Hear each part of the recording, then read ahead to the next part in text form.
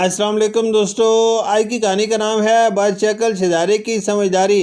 ایک شہزادہ بدصورت تھا اور اس کا قد بھی چھوٹا تھا۔ اس کے دوسرے بھائی نہایت خوبصورت اور اچھے ڈیل ڈول کے تھے۔ ایک بار بادشاہ نے بدصورت شہزادے کی طرف ذلت اور نفرت کی نگاہ سے دیکھا۔ شہزادہ نے اپنی ذہانت سے باپ کی نگاہ کا تاڑ لیا اور باپ سے کہا، اے ابا جان، سمجھدار ٹھنگا لمبے بیوقوف سے اچھا ہے۔ ضروری نہیں کہ جو چیز دیکھنے میں بڑی ہے وہ قیمت میں بھی زیادہ ہو۔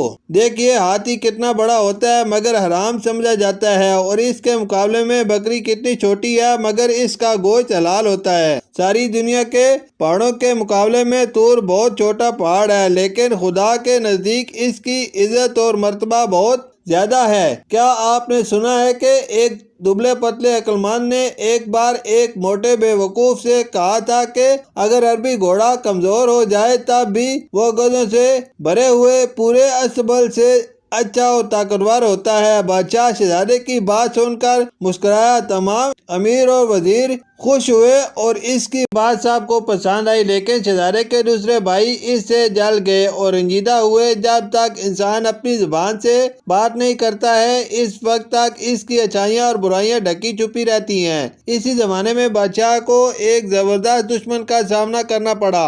جب دونوں طرف کی فوجیں آمنے سامنے آئیں اور لڑائی شروع کرنے کا ارادہ کیا تو سب سے پہلے جو شخص لڑنے کے لیے میدان میں نکلا وہی بدصورت شہزادہ تھا، اور اس نے پکار کر کہا، میں وہ آدمی نہیں ہوں کہ تم لڑائی کے دن میری پیٹھ دیکھ سکو۔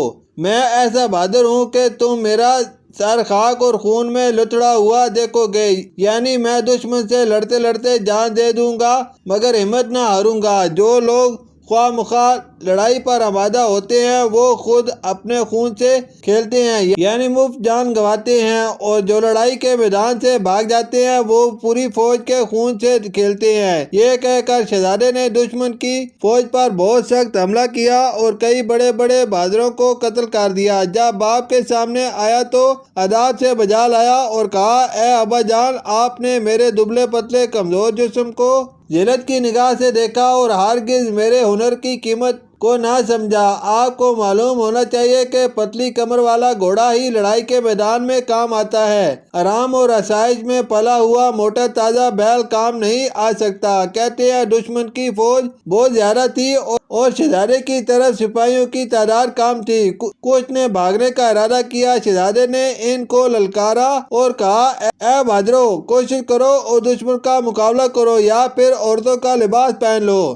اس کی بات سن کر سپاہیوں کی ہمت بڑھ گئی اور سب دشمن کی فوج پر ٹوٹ پڑے اور اس کو مار بھگایا اور دشمن پر اسی دن فتح حاصل کی۔ بادشاہ نے شہزادے کو پیار کیا اور اپنی گود میں بٹھایا اور روز بروز اس سے محبت بڑھنے لگی اور اس کو اپنا ولی عہد بنا دیا۔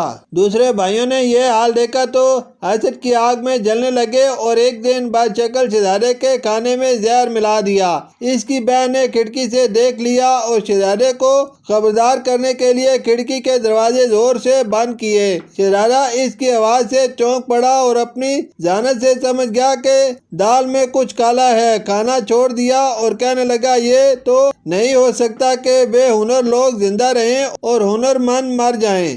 اگر ہم دنیا سے ختم ہو جائے تب بھی کوئی شخص الو کے سایہ میں آنا پسند نہ کرے گا۔ باپ کو اس واقعے کی اطلاع دی گئی تو اس نے شہزادے کے سب بھائیوں کو بلایا، ان کو مناسب سزا دی۔ اس کے بعد ہر ایک کو اپنے ملک کا ایک ایک حصہ دے دیا تاکہ آپس میں جھگڑا فساد نہ کریں۔ اس طرح یہ فتنہ اور فساد ختم ہوا۔